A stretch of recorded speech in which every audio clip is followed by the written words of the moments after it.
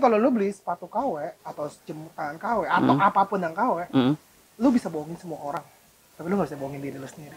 Nah, Jo, lu tahu barang itu pertama kali lu bisa ngebedain ini barang ori apa enggak? Itu gimana, Jo?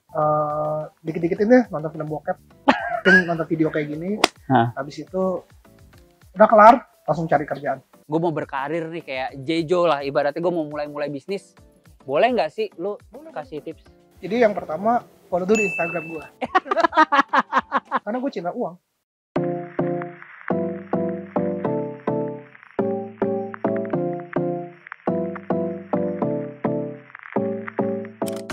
Hai guys, gue Jejo. Kali ini kita lagi ada di Lang Review.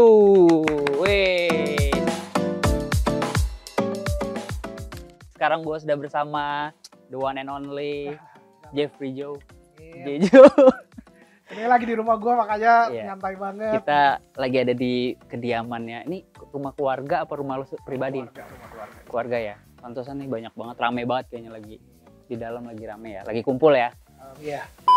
Kita akan ngobrol-ngobrol santuy, membahas dan mengenal lebih dekat seorang Jejo dan apa sih yang lagi dikerjakan saat ini, update-nya apa, terus juga perjalanan karirnya gimana nih. Kita mau ngobrol-ngobrol dulu ya. Sure. Oke, kita mulai dari awal karir seorang Jejo. Ini gue sempet riset.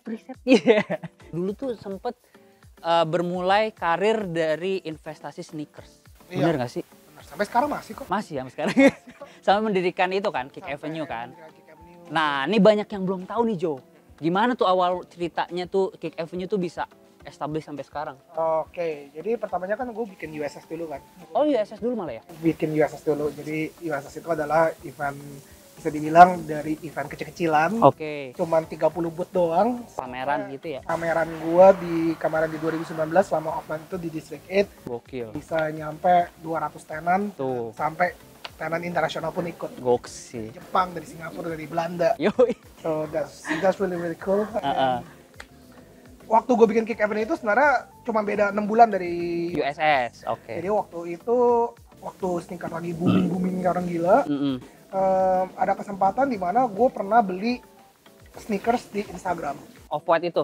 Enggak lah, waktu itu gue beli jualan satu brand. Oh, brand di Instagram. Oke. And end up dapetnya palsu. Itu orangnya kabur. Seorang Jejo itu bisa ketipu ya waktu itu. Bisa lah. Iyalah. Gue kan karena waktu itu cuma lihat dari gambar ya. Iya, benar-benar. Oh iya udahlah. Habis itu dikirim. Meyakinkan kan? Iya, dia itu kirim ke gue. Gue lihat, kok ini kayak gini sih, beda sama yang di foto gitu. Anjir. Akhirnya gue kayak KW banget gitu kelihatan. Enggak juga sih. Maksudnya masih oke, tapi gue kayak gue udah tahu ini. Maksudnya kalau itu pun nggak, ya maksudnya masa gue jual lagi ke orang sebagai asli, gue nggak mau jahatin orang lagi. Iya. Ya akhirnya gue bikin sebuah sistem di mana kalau mau transaksi sneakers, mesti ngelewatin satu pintu yang dimana buat nggak verified. Ya, jadi marketplace gitu ya. Oke. Nah, Jo, lu tahu barang itu pertama kali lu bisa ngebedain ini barang ori apa enggak? Itu gimana, Jo? Kita punya datanya sih. Jadi kayak setiap barang yang isinya masuk, kita ada checking point-nya. Checking point, jadi kita ngelihat dari ini materialsnya, dari gitu kita dari UV light-nya, jadi kita centerin juga. Dan gitu kita juga ngelihat dari data point, dari box segala macam sih. Tapi ya, oke. Jadi kesimpulannya barang KW itu sebagus apapun pasti ada misplacement. Oh gitu. Dan mereka sengaja juga. Kenapa mereka sengaja? Supaya barang palsu itu barang palsu kalau terlalu asli, dia nggak bakal laku. Dia bakal laku cuma 1 poin, tapi dia mau beli lebih banyak. Gimana caranya barang palsu itu bisa dapetin duit lebih banyak? Jadi kayak gini. Misalnya kamu dikasih nih dari Spider-Man ya. Iya. Nih, misalnya contoh nih. Ntar kita review nih, ini asli apa enggak nih? Ini KW nih, jangan-jangan nih gue pakainya nih. Malu nih gue. Tapi bohong. Jadi KW itu bisa ngejual banyak. Jadi istilahnya nih si Spider-Man. Dia itu akan ada di satu titik yang istilahnya misalnya di sini dia sengaja nih kasih cacat nih misalnya nih kayak material beda sama yang asli gitu. Atau biru kan di bawahnya ada biru-birunya kan. Ada biru-birunya di mana biru-birunya coba diangkat, biru-birunya kayak gini warnanya gitu. Tapi kalau yang palsu dia sengaja bikin satu step ya, misalnya biarin deh cacatnya ditaruh kesalahannya di sini. Nanti biar nanti ada update, dia bilang kita udah benerin nih. Jadi nanti lu beli yang versi terbarunya, V1, V2, V3. Dan itu termasuk juga sama jam tangan, misalnya jam tangan Rolex gitu yang kayak palsunya. Dia ada kayak bikin noob versi 1, noob versi 2, noob versi 3 biar orang tetap beli KW-nya terus. Anjing. Oh gitu. Istilahnya katanya paham dibenerin, tapi ternyata dia cuma mainin lu doang biar lu tuh beli terus, biar lu, karena Indian kalau lu beli sepatu KW atau jam tangan KW atau apapun yang KW, lu bisa bohongin semua orang. Tapi lu gak bisa bohongin diri lu sendiri. Iya, benar. Udah itu aja idenya. Benar sih. Gue gak perlu cukup kayak gue sendiri juga bukan tipikal orang kok ngeliat barang KW gue kata-katain atau enggak kok. Tapi but in the end yang paling berat untuk beli barang KW adalah diri lu sendiri sih. Karena ketika lu tahu orang-orang mau muji kayak gimana, lu sendiri yang tahu kalau itu barang lu KW. Iya, tapi kayak ada beban di hati gitu kan, nggak bisa bohong lah ya. Itu tahun berapa nih, Jo? Kalau kita balik lagi 2017, ke perjalanan? 2017, yes. 2017 ya? Sekarang sampai 2021, berarti udah kurang lebih hampir 4 tahun. Gila, tapi baru-baru kemarin loh, masih fresh banget. Dan apa ya, ada ini nggak sih kesulitan dalam waktu itu dalam bangun bisnis awal itu? Dari USS dulu deh. Semua bisnis pasti susah lah, jadi maksudnya gimana bangun kepercayaan, gimana bisa bangun branding. Iya, bener. Tapi kita percaya kok, maksudnya kita bukan percaya duitnya dulu, tapi kita percaya kalau brand lu bisa bangun, duit akan datang belakangan. Asik, sedap, keren. Iya, bener sih. Kalau udah di-trust sama orang, pasti bakal kebangun dengan sendirinya image-nya. Itu soal brandingnya. Gue sendiri sih, gue dalam hidup, dalam gue sendiri pribadi Jejo sendiri juga kalau maksudnya gue selalu melakukan apa yang the best dulu, baru uang akan datang belakangan. Karena kalau nama gue udah dipercaya, itu bener banget. Bener bro, sama gue juga. Prinsip gue adalah yang penting orang bisa percaya sama kita, kita kasih yang terbaik dulu. Kalau kita ngecewain orang, udah pasti kita nggak bakal dapat respect lah ibaratnya ya kan, gitu kurang lebih. Nah, berarti lo mau mulai karir itu setelah lulus kuliah? Iya, enggak, gue kerja dulu sama bokap gue 5 tahun di pabrik. Dulu di pabrik. Oh, industrinya apa nih kalau boleh bocoran dikit? Plastik. Oh gitu, sempat bantuin bokap gitu ya? Bantuin bokap, cuman kepengen, misalnya gue nggak mau dicap gue ini sukses cuman nerusin ikut orang tua atau nerusin bisnis. Nerusin gitu. Ini mah kayak gara-gara orang tuanya. Bener sih, tapi emang lo basically dari keluarga ini, cuman ya itu di situ ada beban mental gue, di mana gue nggak mau orang cuma tahu gue anaknya bokap gue gitu. Gue pengen gue bikin nama gue sendiri sih. Kalau enggak ya ngapain gue kerja keras segitu keras. Iya. Gila. Prinsip orang ya beda-beda. Kalau gue sih kepengennya gue ngebangun nama karena gue sendiri, bukan ngebangun atas nama keluarga gue. Oh iya benar. Tapi netizen pasti bilang, paling dimodalin nih, ya kan? Pasti bilang gitu. Ya silakan lah, maksudnya kan orang-orang berasumsi. Maksudnya gue modal yang paling besar dari orang tua gue ke gue adalah modal pendidikan. Karena ya sekolah gue, dan modal yang paling besar adalah mentalitas sih. Iya, karena gue dari dulu sampai sekarang pun sama orang tua gue dididik keras banget. Keras ya bro?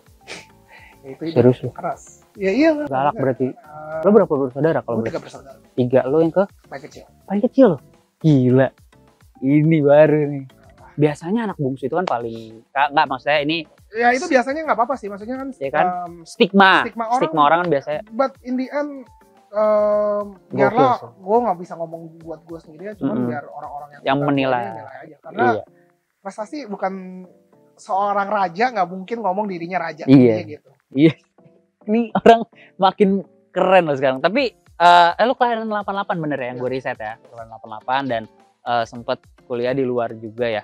Sempet kuliah di luar ngambil bisnis. Marketing, yes. Marketing. Dan yang gue riset juga fun fact tentang Jejo ini dari SMA itu udah senang banget dan tertarik banget sama dunia investasi. Bener nggak bro? Karena gue cinta uang. Here comes the money. Yang penting dalam hidup gue uang. Uang lebih manis daripada madu. Kalau kata. Juga daripada istri. Uang lebih manis daripada madu. Gue suka banget sama berinvestasi, dan investasi gue nggak terbentuk cuman dari sisi financial doang. Bisa dari sneakers, bisa dari streetwear juga, bisa dari saham juga, bisa dari kripto juga. There's a lot of things yang lu harus bisa pahamin gitu loh. Jadi gue bukan orang yang suka stick di satu tempat, tapi gue suka stick di berbagai lini. Oh iya.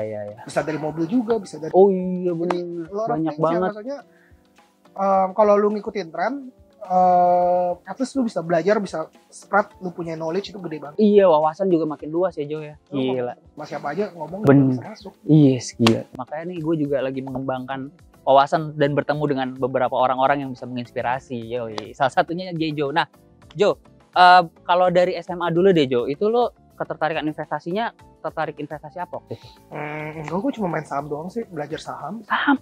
Dari SMA? Anjing, lu tahu dari mana bro? Ngulik aja. Serius lu?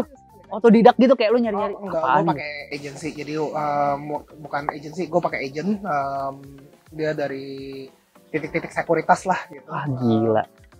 Temen gue main ngumpulin ya pokoknya ya kalau main saham maksimal paling ya naiknya setiap tahun per tahunnya itu di angka 15-20%. Pokoknya gue itu kalau aim uang per tahun itu lu mesti ngalahin inflasi. Rata-rata kalau inflasi itu 8%, daripada gue nyimpen uang gue di bank. Misalnya lu punya 100 juta nih, lu taruh di bank. Itu tiap tahun lu hilang 8% loh. Oh gitu ya? Ya inflasi lah. Iya sih. Value-nya hilang. Jadi gimana lu ngalahin? Kalau lu cuma untungnya 10%, lu cuma naik 2% dong setiap tahun ya. Jadi lu mesti mengalahin tuh. Dan 2% tuh kayak nggak ada apa-apanya sebenarnya. Iya kan? Dan kalau dari gue sendiri ya bagaimana lu bisa berkembang, gimana lu bisa melipat gandakan value diri lu untuk bisa ya jadi besar sekalian gitu loh. Yep. Dan lu mesti belajar, lu mesti kerja, lu mesti hustling gitu loh. Maksudnya bisa dibilang gue orangnya yang paling ya udah deh kalau nggak bisa jam kerja, udah pagi aja jam 9. Kalau nggak bisa juga ya nggak apa-apa jam 10 malam. Kalau nggak bisa lagi nggak apa-apa subuh-subuh gue juga jalanin. Jadi yang paling penting untuk lu membangun karir sama seseorang atau membangun koneksi sama seseorang, lu lihat dari orang itu bagi waktu. Waktu. Karena lu mau punya uang sebanyak apapun, lu mau punya uang sebanyak apapun, lu nggak bisa beli waktunya gue bos. Dan gue punya uang sebanyak apapun, gue nggak bisa beli waktu lu. Jadi kalau orang udah kasih waktu ke lu, appreciate it. Yoi. Ini mantap nih. Ini maksudnya kalau lu udah dikasih waktu sama orang lain, itu gue bilang udah gue bilang the best gift that you can have gitu. Ya. Dan gue juga appreciate sih karena doi udah memberikan waktunya di tengah kesibukannya ya. Iya kan, jadwal padat nih kayaknya. Ini kemana ya kan? Parah. Lu lagi sibuk apa nih kalau boleh? Gue pastinya ya tiap hari kerjaan gue itu kan ngurusin USS, ngurusin plan-plannya USS, ngurusin Kick Avenue juga, dan pastinya bikin konten juga. Iya benar. Ngurusin kripto juga. So, I like to keep myself busy gitu. Gue soalnya gue tipikal orang kalau gue weekend aja nggak kerja, gue ngerasa ada yang something wrong di gue. Anjing, workaholic banget nih. Parah. Gue ngerasa gue parah banget sih. Dan itu sometimes juga nggak bagus sih. Tapi lu sehat-sehat aja nih kayaknya. Iya kan, biasanya kan workaholic tuh kurus atau gimana nih? Maksudnya mentally. Cuma maksudnya ya gue istilahnya kecanduan sama kerja sih. Iya, tapi kecanduan sama cewek sama narkoba, gue kerja gokil sih. Dan itu membuat lo happy ya? Iya kan? So far happy, cuman ya back again lah kalau gue saranin hidup sih harus balance sih. Harus balance lah ya. Cuman back lagi selama gue masih muda, selama gue masih bisa bekerja keras, masih produktif, ya go forward gitu loh. Daripada gue umur 40-50 gue nyesel. Oh iya sih, jangan sia-siakan waktu ya. Kan baik lagi, waktu itu yang paling lo gak bisa sia-siakan. Bener sih, kayaknya gak bisa keulang lagi soalnya kalau udah lewat aja gitu ya. Nah, ngomongin masalah waktu nih, apa yang pernah lo sesali dalam perjalanan hidup lo nih? Kayak anjing, ngapain gue dulu begini-gini, ada nggak? Ada. Kapan tuh? 2011, 2012, gue nggak beli Bitcoin. Anjir. Lo nyesel banget itu ya? Dulu gue pernah ditawarin, jadi waktu gue kuliah itu 2011-2012 tuh ada kayak, bro, there's a Bitcoin, kayak lu bisa kayak koin digital gitu, lu beli pizza pakai Bitcoin bro, 3 Bitcoin waktu itu. Anjir. Jadi, tapi kayak lu kayak belum percaya gitu kan? Lah gue baru percaya aja tahun 2017 gue mulai percaya, cuman gue kayak anjir jauh banget iya awal-awal sih kayak kita coba dulu. Gue waktu itu iseng kayak temen gue beli 100 koin gitu, 100 koin murah banget, cuma $30 kali ya $300, 5 juta lah. 5 juta iya bener ya 5 juta sekarang ya. Anjir iya mungkin bisa beli pulau. Anjir udah jadi sultan gitu ya. Tapi ya back again, life is process. Iya Nggak percuma lu sesalin gitu. Iyalah. Anggap aja soal pelajaran. Life must go on ya gue ya. Lanjut ke berarti setelah USS dan kemarin sampai bikin event yang lumayan big event juga ya di Asia ya. Nah terus di Kick Avenue ini tuh ada ininya nggak Jo? Kayak wah pasang surutnya kayak gitu Jo. Untungnya kita selalu naik sih. Asik. Gue demen nih. Untungnya kita selalu naik. Cuman pastinya di balik naik yang pesat dibutuhkan bensin yang dibutuhkan bensin yang banyak. Pasti gue lagi mesti nyari bensin terus gitu. Udah dapat apanya nih, SDM-nya atau pasti modal dong. Oh modalnya ya. Jadi kita udah investment yang iya. pertama dari Singapura. Kita juga lagi cari investment kedua deh. Ya investment kedua pasti jauh lebih besar lagi. Oh lu fundraising gitu juga ya? Oh oke. Iya ya. Pada intinya gue percaya bahwa gue punya bisnis ini benar-benar problem solving buat di dunia iya sih. dari market gitu. Iya benar-benar. Daripada ketipu ya kan. Jadi istilahnya gue percaya ini bisa menjadi besar sih. Jadi kayak that's why there's need investment. Bener. Hopefully di tahun ini ya udah dapet investmentnya dan semuanya lancar-lancar sih. Waduh puji Tuhan, alhamdulillah. Kalau ada sebenarnya kalau gue kaya, orang tua gue kaya, gue bisa dong minta ke orang tua gue. Iya. Tapi gue nggak lakukan itu. Jadi lu nyari investor lain gitu ya. Tapi bokap lu ngeliat lu sekarang kayak gimana? Jo, lu nggak mau gue bantu gitu? Ada nggak? Nggak ada, tetap aja udah. Masih aja lepas. Jalan dengan sendirinya. Ya, dan gue rasa ya itu yang the best parents can do sih, ngelepasin anaknya supaya anaknya bisa benar-benar bertumbuh. Maksudnya nggak cengeng, nggak apa. Maksudnya kalau gue benar-benar dikasih apa-apa, mungkin gue gak jadi orang, mungkin gue leha-leha nyantai-nyantai gitu ya. Dengan nikmatin uang orang tua gitu ya. Itu bukan yang gue incer sih. Yang gue incer selalu yang pertama adalah branding and legacy. Wus, sedap. Nah, kalau berarti kakak-kakak lo juga dengan bisnisnya sendiri juga masing-masing gitu ya? Kurang tahu. Hah? Lo nggak jarang komunikasi di keluarga? Serius lo? Wah, gokil sih nih. Gak tahu gue. Karena jauh kali umurnya ya? Ya, beda 8 tahun. Iya sih. Jadi ya satu cewek juga, satu lagi udah meninggal soalnya. Oh. maaf. Saya nggak tahu tuh. Oh gitu ya. Jadi nggak bisa ngomong. Jadi jauh. Iya jarang komunikasi karena itu. Ini ada Q&A juga nih. Dari kapan seorang Jejo itu jadi fashion enthusiast? Apa mulai dari sneaker dulu terus ke atas? Dari sneaker ya itu ke atas. Berarti dari tahun waktu gue sekolah di Amerika gue ngeliatin orang pakai sneakers ya ngikutin. Keren banget gitu ya kayaknya ya di sana. Sekarang mah cuma smash aja soalnya mau lu pakai fashion kayak gimana pun, pakai fashion semengal apapun, kalau lu nggak pede percuma. Oh iya. Jadi pakailah something yang lu pede. Gitu ya. Oke. Nah ini kan soalnya gue ngeliat juga di Instagram lu kan lagi ini banget nih, pakai baju-baju yang apa namanya? Naskar jaket. Iya, naskar jaket kayak gitu-gitu. Itu bisa dibilang agak vintage juga ya? Kayak gitu. Inspirasi aja lo. Cari di Pinterest, cari di Instagram, cari di TikTok. Oh, nggak ada public figure yang kayak lo sosok ini. Jadi public figure gue. Role gue nih. Ada. Namanya Jejo. Anjir.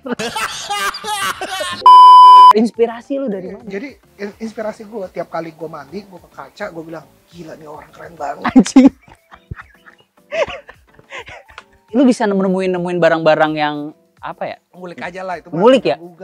Google, Pinterest ada lah. Oh, gitu. Tapi bukan dari kayak komunitas apa lo join apa atau ya, lo? Ada lah. Teman-teman juga pasti ada kasih banyak inspirasi juga. Cuma mostly ya Google lah. Oh gitu ya. Iya. Dari kapan lu tertarik terus ngumpulin baju, beli baju bekas terus lo jual lagi dengan harga yang edan? 2017 ya, maksudnya fasenya USS sama Kick Avenue itu lah. Oh, bersamaan itu ya, paralel terus lo kayak. Ya pokoknya kan kalau lu di bidang lifestyle sama kayak gini ya lu mesti ngulik semuanya. Iya sih, kayak tadi dia bilang karena dia juga nggak orangnya tuh nggak stick sama satu item aja, satu produk aja. Jadi dia explore kemana-mana gitu ya, sampai baju gitu ya. Wah gokil. Ini ada tipsnya nggak kalau buat seseorang yang ibaratnya kayak, aduh gue pengen nih ngikutin, ya enggak, ya follower sih, jatuhnya follower tapi at least berusaha nggak menyamakan lo, tapi gue mau berkarir nih kayak Jejo lah, ibaratnya gue mau mulai bisnis, boleh nggak sih lo kasih tips? Jadi yang pertama follow dulu di Instagram gue. Iya, pastilah. Jadi kedua abis itu follow TikTok gue. Iya. YouTube? Nah, YouTube gue nggak ada. Nggak ada ya, YouTube nggak ada ya. Dari gue sendiri, apa ya? Yang paling penting sih experience sih, belajar, cari tahu. Jangan pernah. Jadi salah satu saran yang paling gue anggap adalah selama lu di dalam ruangan, jadilah orang yang terbego gitu loh. Kalau lu ngerasa lu paling pintar, berarti ada yang salah sama lu gitu loh. Jadi gue itu selalu mencoba, misalnya di tempat mobil, anak mobil, udah gue jadi orang yang paling bego aja, gue belajar sampai dapet ilmunya, dapet taste-nya. Gue pun juga kalau pilih barang itu dalam komunitas sneaker sama streetwear, jangan cari yang paling mahal, cari something yang emang berharga, yang ada kelasnya. Belum tentu ada yang punya berkelas itu belum tentu paling mahal gitu, dan barang mahal itu belum tentu bikin lo keren. Nah itu tujuh arahnya ke situ. To mix and match, cari barang yang berkelas, cari ya istilahnya anggap kata kayak gini deh, lu tahun ini beli Mercy baru, harga 800-900 juta. Oke. 2 tahun lagi cuma 400 juta. Iya, nyusut juta. Nyusut. Tapi kalau lu beli something yang klasik, beli yang Porsche tahun Porsche 993 gitu. Iya.